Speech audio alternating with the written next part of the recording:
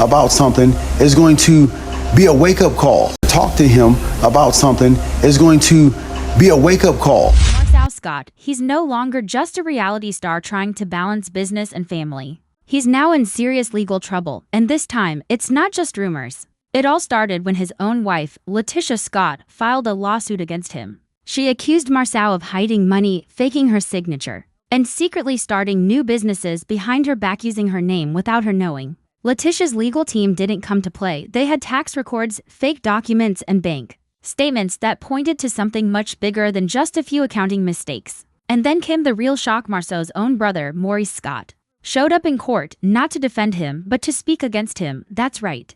Marsau revealed that Marsau kept two different sets of financial records, one for investors and one that showed where the real money was going. And guess what? None of that included Latisha. This isn't just family drama anymore, it's a legal war. And jail, it's not just a threat. After everything that was shown in court, Marsau is this close to being locked up. But let's rewind and break down how all of this unfolded. You might remember when someone said, "Where's your wife at? She's my favorite on the show." Well, someone else quickly chimed in, "Go find her then, where Tisha at?" And someone responded, "Tisha getting pampered, it was her birthday yesterday," but then added, "I got a private investigator following her. She wants to get even, she's not the type to just sit and take it." Now back to the lawsuit. This wasn't just about Latisha being mad as a wife, she filed it as his business partner. That's a big deal because this wasn't just a marriage falling apart.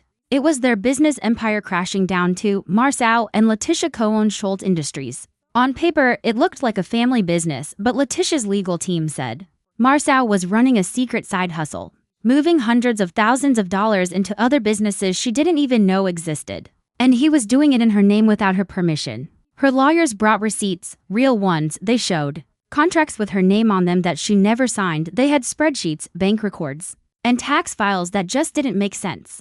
There were side-by-side comparisons of real contracts and fake ones. And it was obvious some of the signatures were copied and edited. Even worse, Latisha said Marsau put her at financial risk. She found out she was listed on loans and business deals she never agreed to.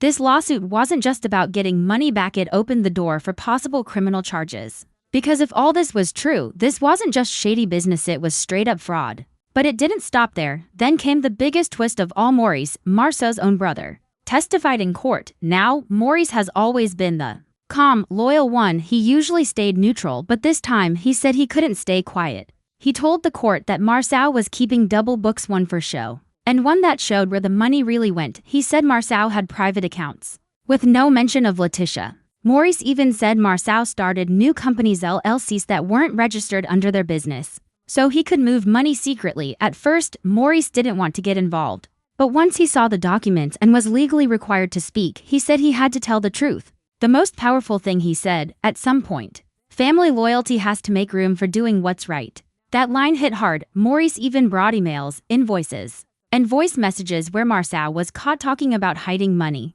In one email, Marsau told someone to move money into a company Latisha had never even heard of. But just when it felt like things couldn't get worse, they did. Next came Marsau's former assistant.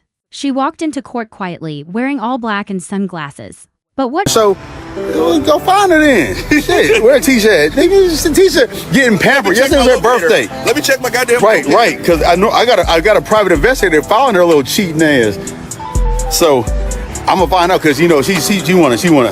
Tisha ain't the kind of person that be sitting there taking that shit. She wanna just get back. She wanna cheat back. So I got that he paid her in cash for 2 years, never putting her on the official payroll. She said he had her delete files and move private documents around. And the bombshell? She brought a flash drive full of deleted wire transfers, business records, and voice recordings. In one voice clip, Marsau said, "As long as it doesn't have my name or Tisha's, we're good. Just make it look like an outside investor." That's not just shady, that's serious. She also shared emails between Marsau and someone else about an LLC called Plan B Holdings, a company registered in another state with no ties to Latisha. That company, according to her, was used to move money away from their shared businesses without Latisha ever knowing. And then she dropped a personal bomb. She said Marsau once called Latisha a figurehead, someone who looked important on paper but had no real power. He even said, "Tisha won't notice the money missing unless someone hands her a flashlight and a map."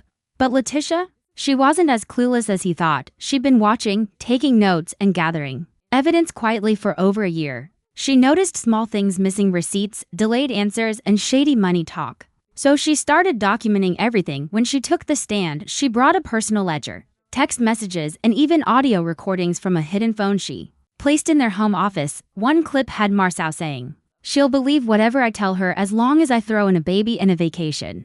The courtroom went silent. Latisha also gave the court a hard drive full of emails and documents Marsau had submitted using her name without her knowing. Her legal team proved those were real. They showed fake assets, false signatures, and even loan applications she'd never seen. The most emotional part? Latisha looked at the judge and said, "I believed in him more than I believed in myself. And he used that love as a weapon." That moment changed everything. And just when it looked like it was all over, the courtroom doors opened again. In walked a federal investigator along with a former Love and Marriage Huntsville producer. Now it was really serious. The producer testified that Marsau had asked production to cut certain scenes that made him look bad or could get him in legal trouble. She said he was seen on camera talking about ghost employees, people who didn't actually exist, but were listed on the payroll. Even worse, she said Marsau bragged off camera about using COVID relief funds to buy property and not reporting it to the IRS.